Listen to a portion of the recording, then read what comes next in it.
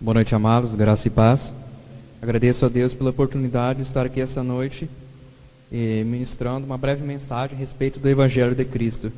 Porque nós vivemos uma época em que a libertinagem tem imperado na cultura e sabemos que a cultura humana ela é totalmente pervertida. Ela é feita para agradar não a Deus, porque muitas coisas que nós vemos aí e que não são desagradáveis, elas desagradam a Deus, são feitas para agradar ao homem. E o tema da minha mensagem é a respeito da ocupação da nossa mente. Que a nossa mente, ela nunca vai estar vazia. Sempre vai ter pensamentos, ou bons, ou maus, ou puros, ou impuros. E nós sabemos que o Espírito Santo não habita templos impuros. Então, esse será o foco da minha mensagem. E diz aquele ditado que mente vazia é oficina do diabo. E por muito tempo, eu posso testemunhar que fui um escravo da cultura humana, cheia de vícios nos pensamentos que não eram puros. E somente após conhecer o Evangelho de Cristo, ter um interesse não parcial, não aquele interesse superficial, mas ter um interesse de me aprofundar, eu não quis mais parar de conhecer mais a vontade de Deus. Fui percebendo como que a cultura humana escraviza, enquanto que o Evangelho liberta. Nós temos uma juventude perdida e Deus já fala nas Escrituras: quem quer ser amigo do mundo se constitui inimigo de Deus. E é totalmente verdade. Eu vou começar lendo uma passagem de Mateus, capítulo 12, versículo 43. A estratégia de Satanás. Quando o espírito imundo sai do homem, anda por lugares áridos procurando repouso, porém não encontra. Por isso diz: voltarei para minha casa de onde saí, e tendo voltado, a encontra vazia, varrida e ornamentada. Então vai e leva consigo outros 7 espíritos piores do que ele, e entrando, habitam ali. E o último estado daquele homem torna-se pior do que o primeiro. Assim também acontecerá a esta geração perversa. Ou seja, a pessoa ela começa com um pensamento vicioso, ela adquire um hábito do mundo, só que aquele hábito ele vai atrair outros hábitos. Cada dia ela vai se aprofundando naquela cultura humana que desagrada a Deus, e ela acaba levando uma vida dupla, servindo a 2 senhores. Ela fica em cima do muro, o que não é possível. Ou se agrada a Deus ou não se agrada. Um pecado, ele sempre vai vir acompanhado de outro pecado. Um vício vai ser acompanhado de outros vícios. E é o que acontece nas drogas. A pessoa ela começa com um tipo de droga, de repente ela vai buscar drogas mais pesadas, porque aquela primeira droga, ela já não vai mais satisfazer ela. Então o ser humano ele nunca vai estar satisfeito na cultura humana, ao contrário do Evangelho de Cristo. Apenas o Evangelho de Cristo vai satisfazer a pessoa, porque o Evangelho de Cristo contém a verdade, enquanto a cultura humana ela é feita totalmente de ilusões. Vou ler a passagem agora em Romanos, no capítulo 1, versículos 28, do versículo 28 ao 32. E, por haverem desprezado o conhecimento de Deus, o próprio Deus os entregou a uma disposição mental reprovável para praticarem coisas inconvenientes, cheios de injustiça, malícia, avareza e maldade, possuídos de inveja, homicídio, contenda, dolo e malignidade, sendo difamadores, caluniadores, aborrecidos de Deus, insolentes, soberbos, presunçosos, inventores de males, desobedientes aos pais, insensatos, pérfidos, sem afeição natural e sem misericórdia. No versículo 30, diz que o ser humano ele acaba se tornando inventor de males. Realmente. Ele nunca se dá por satisfeito, sempre está inventando alguma coisa. Nós vemos que o que nós conhecemos por dramaturgia, tudo começou lá no teatro. E hoje nós vemos as pessoas reclamando do excesso de libertinagem na dramaturgia, do excesso de apelo, da degradação cultural e da queda de qualidade. Isso são as próprias pessoas do mundo, mesmo sem ter o evangelho, que não obedecem ao evangelho, elas mesmas reclamando, para se ter uma ideia de como que o ser humano ele procura elevar a libertinagem ao extremo, inclusive criando até mesmo nos Estados Unidos aquela cidade conhecida como Las Vegas. Muitas pessoas elas vão para aquele lugar para satisfazer as suas ilusões, satisfazer entre aspas, porque depois elas sempre vão querer voltar, vão querer coisas cada vez mais novidades, né? Então vão sendo inventados esses males. E no versículo 30 também fala de desobediência aos pais. Hoje tem uma juventude muito desobediente, por causa das más companhias. Um jovem dificilmente vai querer ficar sozinho. Ele sempre quer uma companhia, mas às vezes ele, por estar rodeado de pessoas que não conhecem o evangelho, ele acaba tendo na mente infiltrada toda aquela cultura perversa. Mas então nós temos aí ser uma cultura humana que ao longo da história os homens inventaram muitas filosofias, daí vieram as ideologias, e desde o século XIX até hoje tem uma influência, né, todo mundo que estuda história sabe do marxismo. Ela foi a pior coisa que foi inventada inclusive por um judeu que odiava a Deus.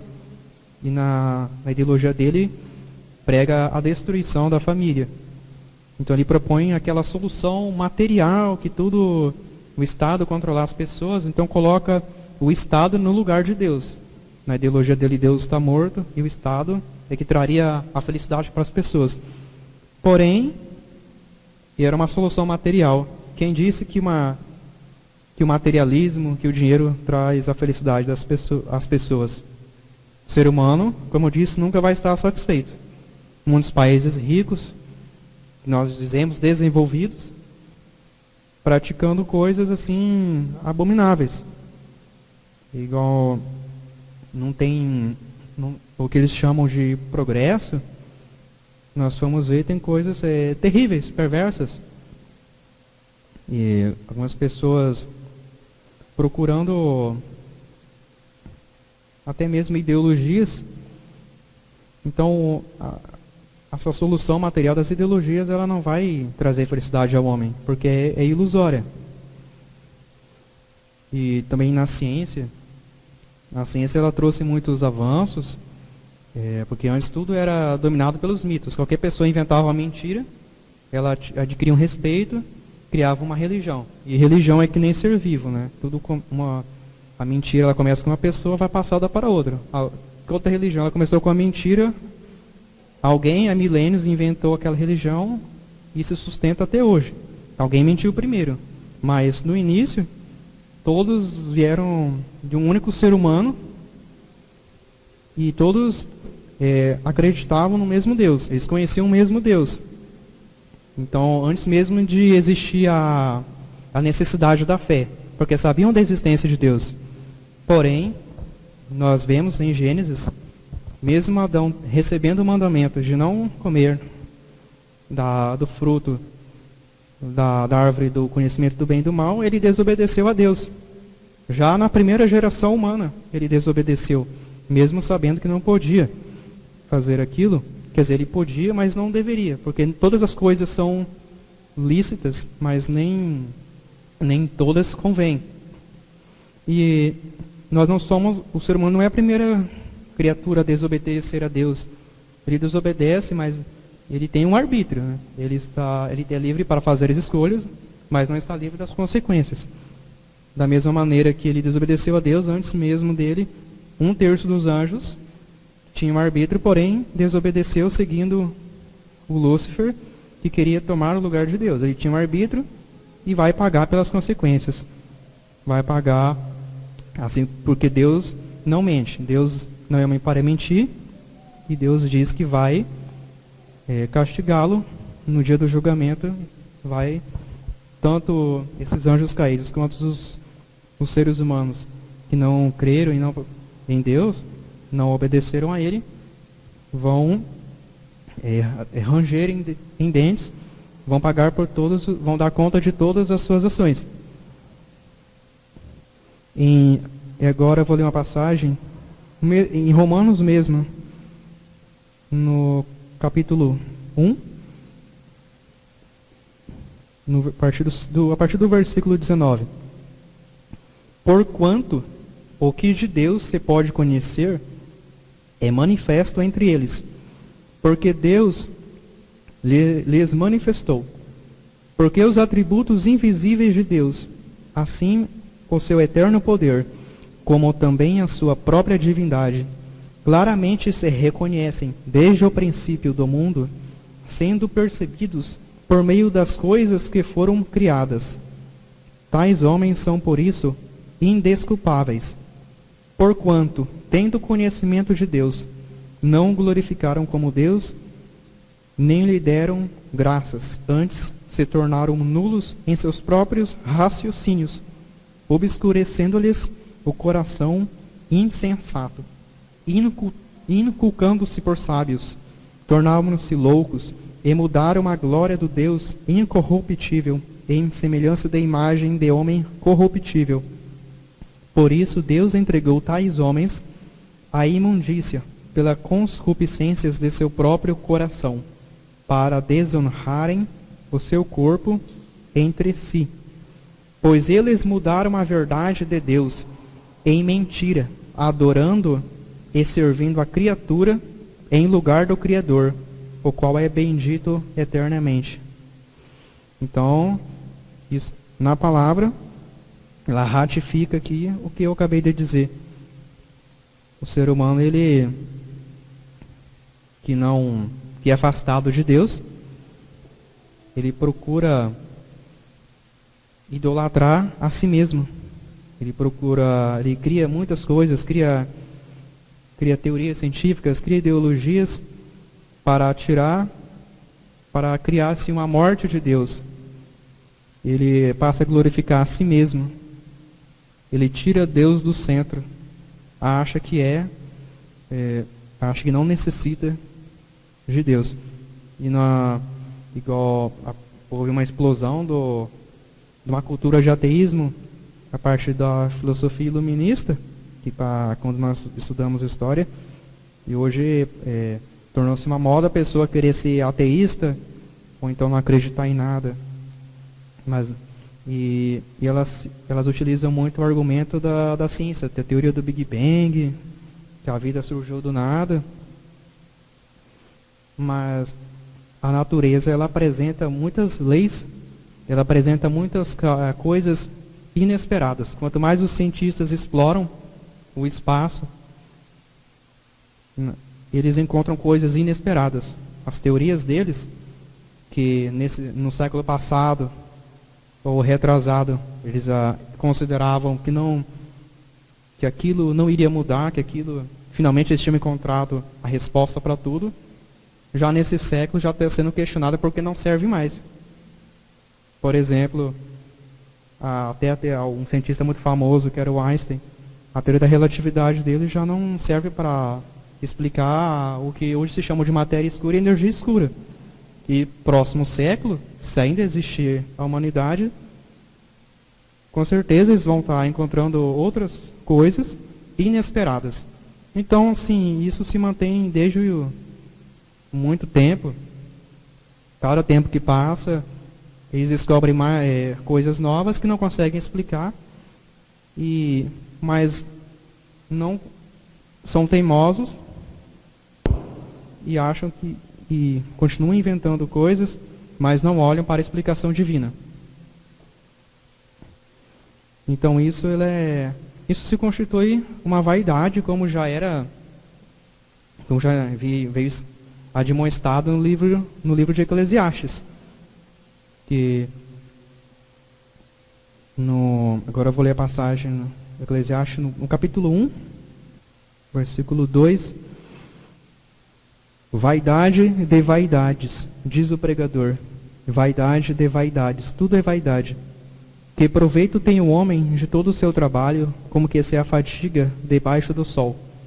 Geração vai e geração vem, mas a terra permanece para sempre. Então, por mais todas as invenções humanas, todas essas religiões humanas, elas podem passar, mas o que Deus criou, todas as coisas criadas por Deus, as leis da natureza, todos os mandamentos dados por Ele, eles permanecem para sempre. Porque todas as coisas criadas pelo homem, elas são finitas, ela tem um prazo de validade. Todo ser humano nasce e morre. Sem ser humano não sobrevive nada, não sobrevive ideias, não sobrevive cultura. Porém, tudo que Deus cria, Ele é eterno. Ainda no livro de Eclesiastes, no capítulo 3, versículo 1, a palavra diz: tudo tem o seu tempo determinado, e há tempo para todo propósito debaixo do céu. Há tempo de nascer e tempo de morrer, tempo de plantar, tempo de arrancar o que se plantou. Então é como eu disse, todos nós nascemos, a única certeza que temos, tanto ímpios quanto aqui os filhos de Deus, é que vamos morrer. Esse corpo mortal vai morrer. Isso nós não podemos mudar, porque não depende de nós, nós somos criaturas. É Deus que criou tudo, Ele criou todas as coisas, são da maneira dele. Por mais que por mais que os humanos queiram murmurar, não vai adiantar nada. Reclamar não vai adiantar nada. Se Deus quis as coisas que fossem de tal maneira, assim elas serão. Agora no livro de Mateus, no capítulo 6, versículo 19, a palavra diz: não acumulei para vós outros tesouros sobre a terra, onde a traça e a ferrugem corroem, e onde ladrões escavam e roubam, mas ajuntai para vós outros tesouros no céu, onde traça nem ferrugem corrói, e onde ladrões não escavam nem roubam. Porque onde está o teu tesouro, aí estará também o teu coração. São os olhos a lâmpada do corpo. Se os teus olhos forem bons, todo o teu corpo será luminoso. Então hoje nós temos, como eu disse, sobre aquela solução materialista, ela tem entrado até mesmo nas igrejas, que tem pregado a teologia da prosperidade. Ela tira o Evangelho de Cristo do centro e coloca o desejo de se aparecer para as pessoas, que muitas igrejas pregam que ela tem que ser próspera, tem que ser rica, mas Cristo não pregou nada disso. Isso cria uma cultura de vaidade. Ela acaba os olhos dela acabam se voltando para o que não é importante. Os olhos dela acabam se voltando para tesouros da terra e não para os tesouros do céu. E nisso as pessoas acabam se tornando ansiosas quando não alcançam as bênçãos que muitos falsos profetas pregam. E em Mateus, no capítulo 6 mesmo, no versículo 25, a palavra diz: por isso vos digo, não andeis ansiosos pela vossa vida, Qual de vós, por ansioso que esteja, pode acrescentar um côvado ao curso da sua vida? No versículo 32. Porque os gentios é que procuram todas estas coisas, pois vosso Pai Celeste sabe que necessitais de todas elas. Buscai, pois, em primeiro lugar, o seu reino e a sua justiça, e todas estas coisas vos serão acrescentadas. Portanto, não vos inquieteis com o dia de amanhã, pois o amanhã trará os seus cuidados. Basta ao seu dia o seu próprio mal. Então hoje tem faltado sabedoria às pessoas, mesmo as pessoas que se interessam pelo Evangelho, elas acabam encontrando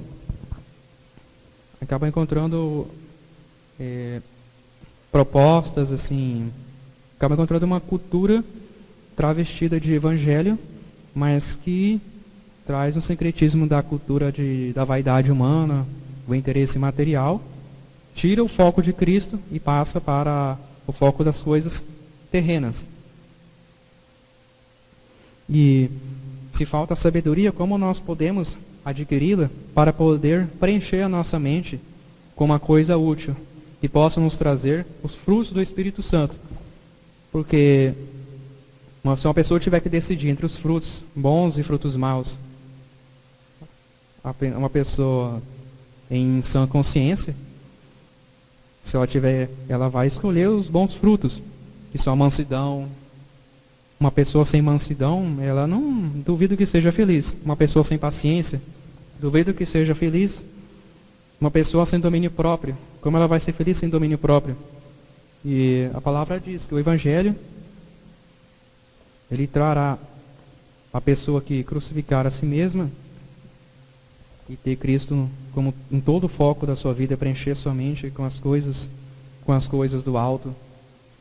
E ela, se ela estiver em companhia do Espírito Santo, ela apresentará frutos como mansidão, paz, paciência e domínio próprio. Mas se nos falta sabedoria, a solução é orar a Deus e pedir, como diz em Mateus, no capítulo 7, versículo 7. Pedi e dar-se-vos-á, buscai e achareis, batei e abrir-se-vos-á. Ora, se vós que sois maus sabeis dar boas dádivas aos vossos filhos, quanto mais vosso Pai que está nos céus dará boas coisas aos que lhe pedirem. Se a nossa mente nunca está vazia, e nos falta sabedoria hoje, no mundo em que os ímpios querem impor uma cultura global de libertinagem, nós precisamos procurar sabedoria. E a verdadeira sabedoria só está contida no Evangelho. Todo o restante é invenção humana, parece bom, mas no fim não é. Então essa é a minha breve mensagem. Espero que as pessoas que ouviram possam ter compreendido e que nós todos temos interesse de buscar a sabedoria de Deus através da oração, através da palavra, através da comunhão, procurar saber a vontade do Pai, para preenchermos a nossa mente. Porque a palavra diz que o diabo ele nos rodeia como um leão querendo nos devorar. Então nós precisamos estar sempre vigilantes. E o Espírito Santo não habita em templos impuros. Nós temos um corpo físico que é comandado pela mente. Então o que não é a nossa mão, não é nosso pé. Sem o cérebro, o corpo, a pessoa que nasce sem cérebro, ela morre. No cérebro nosso está a nossa mente, o que é a nossa mente que comanda. Aquilo que nós precisamos estar atentos, distinguir, saber filtrar o que é bom e o que é mal, de acordo com a palavra. Nós somos admoestados a buscar tudo que for bom, louvável e for útil. Porém, todas as coisas são lícitas, mas nem todas convêm. Nós temos uma consciência, temos a palavra de Deus para nos indicar, ela nos ensina a analisar os frutos. Se tal coisa apresenta bons frutos ou maus frutos, tal cultura, tal pensamento apresenta coisas boas ou coisas ruins, dessa maneira. Mas nem sempre analisando por nós mesmos nós conseguiremos conhecer. Nós precisamos buscar a sabedoria do Pai em oração. E essa mensagem que eu deixo, e agradeço a todos, que Deus possa iluminar a todos nós e que nós tenhamos consciência. Amém. Senhor Deus, agradeço a oportunidade de estar aqui hoje. E as pessoas que ouvirem esta mensagem, que elas adquiram a consciência, que o Senhor possa dar entendimento a essas pessoas, que elas sejam tocadas no coração, que elas tenham um interesse em conhecer a Tua Palavra, porque hoje o Senhor conhece o coração de todos.